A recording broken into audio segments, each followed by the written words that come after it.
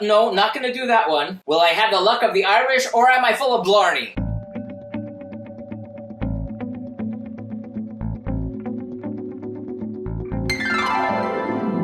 And welcome back to Cliffieland. This is week in country number 80 on our second attempt of cooking the food of every single country in the world. And tonight we're up to the nation of Ireland, or technically the Republic of Ireland, which is made up of the 26 of 32 counties on the island of Ireland, the rest of that being Northern Ireland. It is separated from Great Britain by the Northern Channel, the Irish Sea, and the St. George's Channel, and its food is legendary. It can be found in pubs in every single corner of the world. Traditionally, the dishes are known for involving meat and dairy, along with some kind of vegetable, usually cabbage or potatoes. They have some traditional dishes such as coddle, bacon and cabbage, boxty, which is a potato pancake of sorts, and colcannon. And of course, Ireland is very famous for its adult beverages such as coffee, tea, and their world-famous Guinness. But they're also famous for the two dishes we're doing tonight, and those are Irish stew and soda bread. These are the same two dishes we did last time, so let's take a look and see how things went then.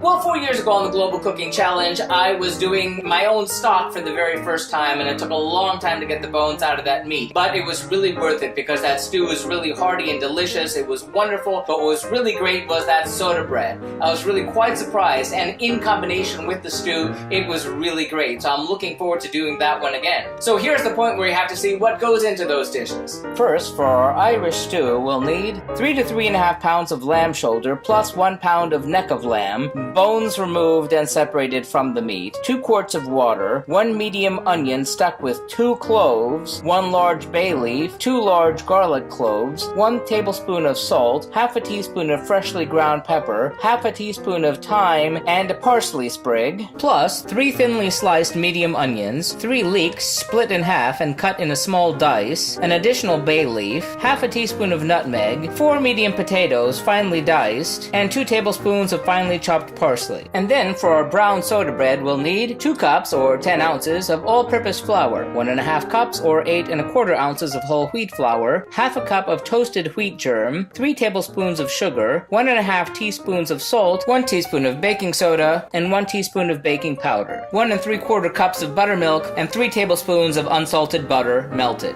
That looks interesting. Now, before you get cooking, remember, if you're going to be doing that stock, you're going to need to start the night before. And also, I don't know if I misread the recipe or something, but mine may have over-reduced, so be warned. So now we have to see how that went. Turn that clock back and start cooking. Into a large saucepan, place the bones and neck and 2 quarts of water and bring it to a boil. And boil for 5 to 6 minutes, skimming off the scum from the surface. Add the onion stuck with cloves, the bay leaf, garlic, salt, pepper, thyme, and parsley, and bring to a boil again. Reduce the heat to simmer, and simmer for 2 to 2.5 hours to a strong broth. Remove from the heat and strain, and then put it in the refrigerator overnight. The next day, skim the fat from the stock and remove all the fat from the lamb and cut it into pieces 1 inch wide and 2 inches long.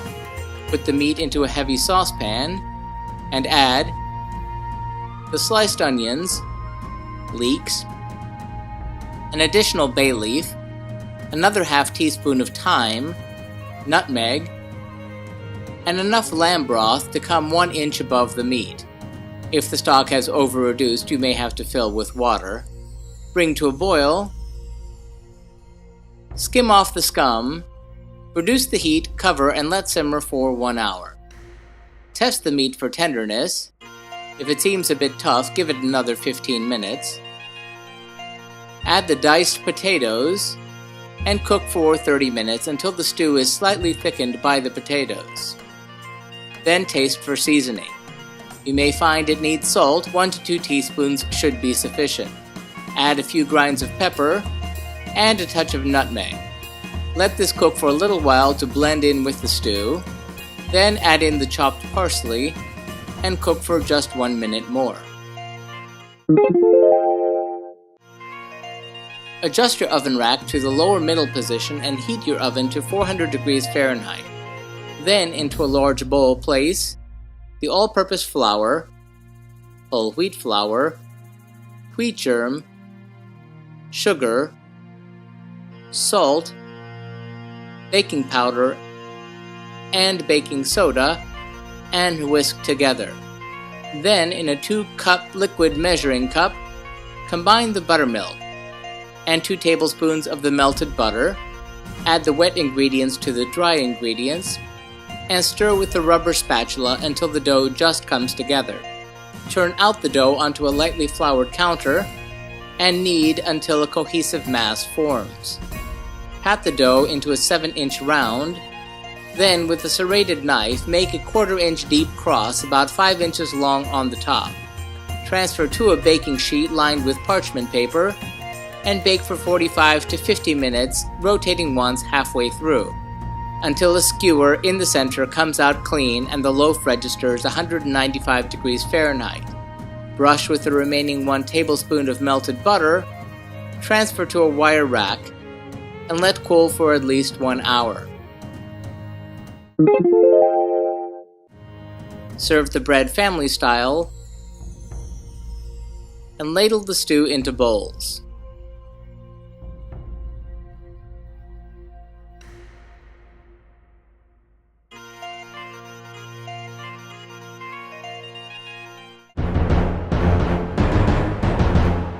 How'd that go? Well, in a word, it was really delicious. Once again, that stew was wonderful and hearty. Like I said, I think I did over-reduce that stock a little bit. It probably wasn't as intense as it should have been. It did really need a good deal more seasoning that I wound up adding at the end to really bring out those hearty flavors. But once it did, you could really get those flavors of thyme and the leeks in there that went with the delightfully tender lamb. So I'm going to give the Irish stew 4 out of 5 globes. It was really nice. Personally, I do like things that are a good deal more spicy than that though, which is weird considering I'm like that much Irish.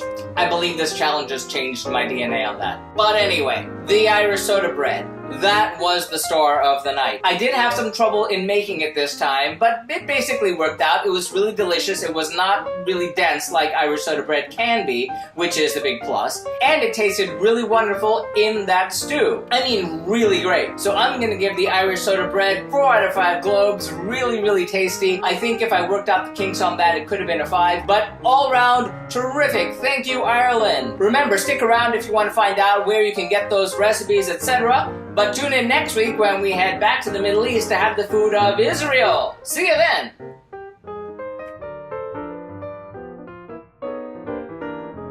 And remember, if you'd like to see our streams live when they happen every Tuesday night, be sure to follow us on Periscope or Facebook Live. Like and subscribe to be advised when these videos are posted. Remember, links to the original recipes can always be found in the About section. And if you have any thoughtful feelings or helpful suggestions about the food that we're cooking, let us know in the comments. Thanks for watching and happy eating!